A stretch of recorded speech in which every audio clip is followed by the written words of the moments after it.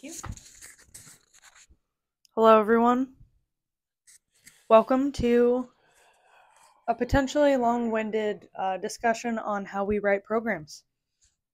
If you're not interested in understanding that stuff, totally okay. Yes. This is just for the nerds out there or those that like to understand why they're getting 300 back squats or a wall sit or Right. isometric split squats. A terrible tempo Bent of hollow holds. 5, 1, 3, 1. So maybe now you can understand the necessary evils that have been brought upon you. Yes. So, kick it off, nerd. that was a high kick. It wasn't a very good high kick. Chuck Norris would be very disappointed. He's like, you better walk or Texas Ranger your butt back home, sir. Anyways, so how we write a program is all based off of the initial consultation. So when you come in here, you're either greeted with Abby's face, my face, Dennis's face, any other person's face, and we start to get to know you. So with your initial consultation, we take into consideration your goals with the whole idea of consistency, what you're able to do, where you're currently starting, and try to take you from there. Past experiences. All that stuff. So understanding that, what you're trying to do, the consistency, then we do the movement assessment, and that is all relative to what is necessary. So we take the 6 movement patterns that we try to program for everyone: squat, bend, hinging patterns, pressing, pulling, lunging, and core patterns. Lunging, single leg stuff. So with all those things, locomotion, walking, and for firm carries and stuff like that too. But for all intents and purposes, let's just say those 6. So then we make sure that you're efficient enough in those that make the most sense for what your goals are. So you want to become an Olympic lifter? Gee golly, you better be able to snatch some weight. Snatch is an Olympic lift. Don't be confused. I'm not being dirty. Then you also have the clean and jerk. Also another lift. I'm still not being dirty. So those would be things that would be specific and particular to what you're trying to accomplish. If you just want to be able to open up a pickle jar or be able to get your favorite coffee mug from the top shelf, that's a different test, different things, different movement patterns, different expectation. So that out of the way, why do we program what we program?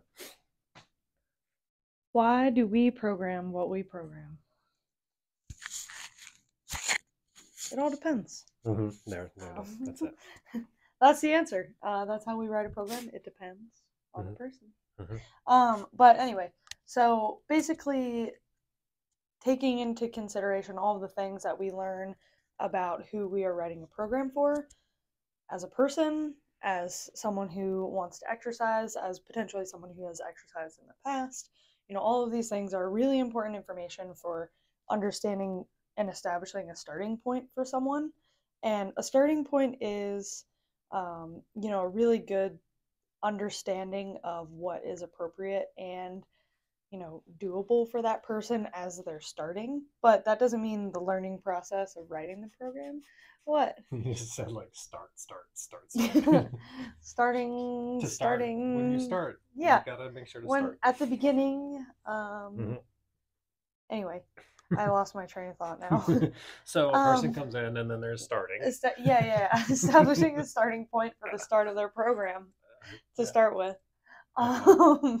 So the starting point is something that is manageable, achievable, maintainable, aligns with their goals. Confidence building, all those good things. Like, we want people to feel good as they get into whatever they are trying to achieve here, whether it's exercising for the first time ever, or if it's, they've been exercising for 10 years and they're just looking for something, a new kind of structure and working with a coach, whatever it is. Making sure that people feel confident. So those are all maybe not necessarily, they are tangible because you can see that in people and you can see them feeling successful and you can see them feeling also not successful with something. So really making sure that they're getting an appropriate level of challenge whenever they start. So a lot of the time our approach is to start fairly conservative because it is all a learning process still for the coach. Like, we can't possibly get all of the information about someone and how they're going to do every single exercise ever. just from doing one single movement assessment, and it would be pretty like, I don't know. If we thought we could do that, that unrealistic. would be really unrealistic. Yeah. So it's all a learning process. It's a learning process for the client as well. So making sure they feel comfortable with what they're trying to learn to start and what the exercises are is really the main goal of writing the initial program after the initial consult movement assessment. So there's a bunch of different ways to write a program and the specifics of what goes into a program. They're called splits, potentially. Yes. Okay. It's pretty nuanced. So keeping it as a grander view, someone's going to be training usually 2, 3, 4, 5, 6 days per week, something like that, if they have the availability for it. 2 to 6. 2 to 6. And then, but then you can also, within that, you can train up to like 12 sessions per week, depending on what you're trying to do. Yeah. If there's overlap with aerobic base building or lactic building, or if you're trying to just do resistance training, those are two entirely different things. Right. So for this, let's say the individual is working out 3 times per week. They're very new to training. We're going to build out a split that is full body for them with rest days in between, because as an individual who's very new to training, they're not going to be overly adaptive to anything. So everything you give them will be a benefit. So giving someone full body training, full body resistance, all those movement patterns, so squat, pull, press, blah, blah, locomotion, lunge, jumping jacks, rotation, hula hoops, Earth, Pluto, all those things. You'll be able to adapt to what is being given, recover within the day, and then come back and do it again. And then this can go on for many years, depending on when the person is, if they're still getting stronger, if they're doing better, lifting more weight, then there's no reason to change that. If they are able to go into more days, then you can adjust the splits. So in general, it's not like back, biceps, tries, chest, whatever the bodybuilding terms that are the ones that rhyme the best together. It doesn't have to be that. Most people, your body's able to recover within 2 to 3 days, and you're able to train a muscle again. So 2 to 3 times per week, training every single muscle, totally okay. Right. So we take that into consideration when writing a program for people. Writing movement patterns, not necessarily just training muscles. Right. So movement patterns, were the squat, the bend, the lunge, press, pull, core, rotational. We make sure that those are written in, because that's probably what is more functional for an individual. Versus someone who wants to have bigger biceps, then you are doing curls to have bigger biceps. You are doing tricep extensions to have bigger triceps.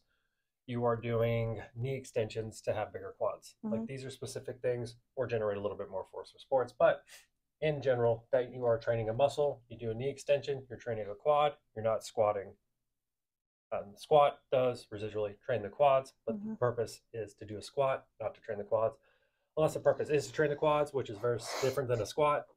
A squat for strength versus a squat for hypertrophy of the quads is a little bit different, but it shouldn't be, but it can be. Yes. Squats. So working off the premise of 3 times per week, we try to make sure that that's something that can be consistently done.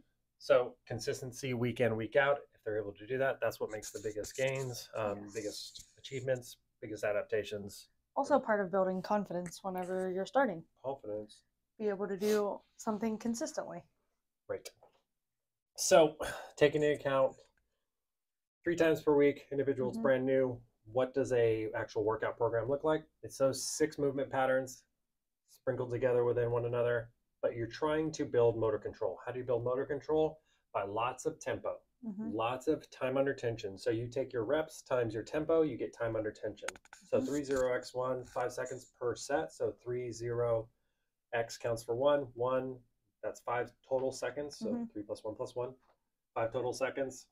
Multiply that out by however many reps or sets or reps you're getting, then that's your total. So 10 to 12 is going to give you 50 seconds to a minute. Double that, 20 to 22. Math. 140 seconds. No, 20, 100 seconds, minute and 40 to 2 minutes. So getting towards that upper rep range, it makes it a lot more beneficial for an individual to do those, because then they get familiar with the movement, feel confident with the movement, before they're worried about adding so much weight to it, and then the form goes like crazy. So remember, tempo is important, range of motion is important, quality form, and filling it in the proper locations, proper muscles, proper movements. Right. So progressing people with either 2 to 3 sets to starts, totally great. Then maybe eventually working up to 4. As you adapt to the volume, takes a little bit more stimulus, but getting more and more of that. As long as volume is equated throughout the week, you're going to still benefit the most from hypertrophy that you would if you were doing it all in one day, as long as you can keep the intent the same. So if you're able to give as much effort on one giant workout you did for 2 hours, it's the same as doing 40-minute workouts 3 times per week, as long as you can keep the effort the same. Right. Rest. If you're lifting weights, it shouldn't be cardio. You can be breathing heavy after the set, but you want to rest until you're not breathing after the set. Heavy after the set should not be the limiter. Unless you're doing cardio, then that's different. Yeah. Totally different things. Tempo, we talked about it. It's just important, keeping everything in line. It's a standard that we can keep so we can make sure that everyone's progressing properly. Yes. Week to week, tempo to tempo. It's easy to just give people more tempo, slow them down more. Motor control. Yeah. Reading results and progressing. So ways to progress is to either add weight, either be a pound, 2.5 pounds, whatever it is, per week with the same reps, or to add a rep or 2 with the same weight. Either one of those is great. That's what we like to see. And when we look at the results, we try to make sure that that's actually happening. So if we're bumping up sets, or if we're bumping up reps, or if we're dropping sets, and then making sure that we can add weight, as long as that rep range is difficult, the last few reps should be difficult. Yes. And we just make little progressions week to week to make sure those things are happening, and teach our clients how to do it too. So why do we give static holds? Why do I have to wall sit for 2 minutes? Why do I have to hold an isometric split squat until I'm shaking and I look like I'm shivering? Injury prevention. But it's 100 degrees and I need a fan on me, and isometrics are always hard. Doesn't matter. Doesn't matter. They don't get easier. Just gonna throw it out there. Just go longer. Yep. Either go longer, or you're able to engage more muscles as you're doing it and feel it more, and just the whole process. So it's a progression. But injury prevention is one of the reasons for isometrics. It also builds muscle endurance and movement patterns, and also just the muscles. So muscle endurance. Go on. What? That's it. Ah, yeah. Okay. And for the mental challenge sometimes. We're being totally honest here. They are a good mental challenge. If you haven't seen those videos. So. Oh, yeah. Where also challenges. Our isometric videos. Go check those out. Some questions.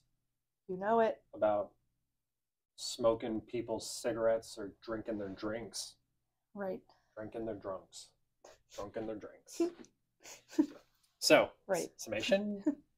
I think so. I think so too. How do we write a program? We don't. We pull it off the internet. Everything's fabricated. It's an algorithm. This was all a lie. It's a joke. I have a genie bottle. No, actually, you see that dartboard? That dartboard we have. Yeah. I'm just like, how many reps? And I throw it. And I was like, well, you get a bullseye reps.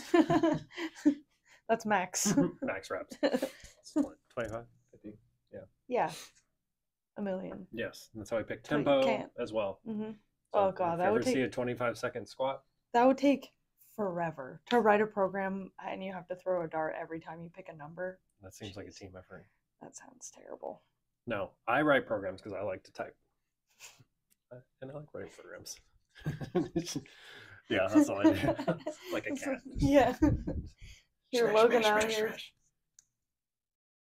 Programming. Oh no, I lost the sticky. We're both like, Logan's out here like, that just fell off his phone. Yeah, just a grip tape. But for real, how do NoBe coaches write programs? So through an assessment, understanding your goals, meeting clients where they're at, and then adapting as the client does to what they want to do. So and evolving. So we don't expect you to be the same person when you come in here from like day one, because that would mean you're not progressing. So we expect you to want to do more, do better, be better, work towards goals. As those goals change, we're here to adjust with it. So makes it pretty easy. Mentally, physically. So the assessment process is constantly ongoing. So we're always trying to learn more about how you change, how we change, how we can adapt, with how you adapt, through communication, through progress, through all that good stuff. So having a goal, communication doesn't have to be a goal. Honestly, you don't have to have a goal. If consistency is the goal, if exercising is the goal, if being able to write your workout faster on a whiteboard is the goal, if just being healthy is the goal, that's fine. It doesn't have to be like super specific or time oriented or anything like that, or even like super results oriented or specific result. I guess specific result though could be exercising 3 times a week for a year. Getting 100 completed workouts. Yeah. Easy. 156 completed workouts. Maybe. Unless we're closed during the holidays. Yeah. Ooh. Yes. So writing a program is based off of you. And as you change, it kind of changes for you. So being able to give you something a little bit more, being able to get you to have a little bit of effort, make sure the last few reps are difficult, adding a little bit more weight week to week, but consistently coming in and doing it. Nike. Putting in the effort. Yeah. Just do it. Just do it. Do it. Yep. And consistently getting back to it whenever times are tough as well. Do it. Hey, do it. So, Ben Stiller. Yeah, I guess. It is. Okay. I'm telling you. Okay. Wasn't up for debate. I trust you. Yeah. Well, I don't know what the role was, but it was Ben Stiller. Do it. Do it. Oh, we didn't even say leave comments below. Apple pie, Turkish delight, pumpkin rolls. And the last. Subscribe. Yeah, subscribe. If you're a client here, subscribe. Yeah. It just makes it Come easier. on. Unless you don't have a Googles, then you ask your coach how to get a Googles. You ask Logan how to get a Google. You can ask me. That's fine. I mean, I know how, but he'll be able to teach you way faster than me. We can teach you how to blur out your house on Google Maps if you had a Googles. So you don't want anybody creeping on you. Yep. Creeping peepers. Peeping creepers. You don't have any like crazy exes like floating around on the internet and they just want to like figure out where you live. And then it says 2013. They weren't there. What were they doing? 2022. They weren't there. What were they doing? They're nowhere. Yeah, blur it all out. Blur it all out. All considerations for writing a program. Yeah, it is. Sure. Lifestyle goals. The point is, as a baseline of communication and being able to ask your coach to progress you. Yes. If you feel more comfortable that you're not being stalked by an ex, we're here to help. Yeah. That's going to be our got motto. your back. The NoBe motto. Yeah. I think that's good enough. Questions? Leave them below or text your coach, message your coach, but leave them in the comments below. It helps us become Insta famous. No, this isn't Instagram. No. It helps us become instantly famous. Yeah, instantly. It could be you that makes us famous. Until next time. Yeah.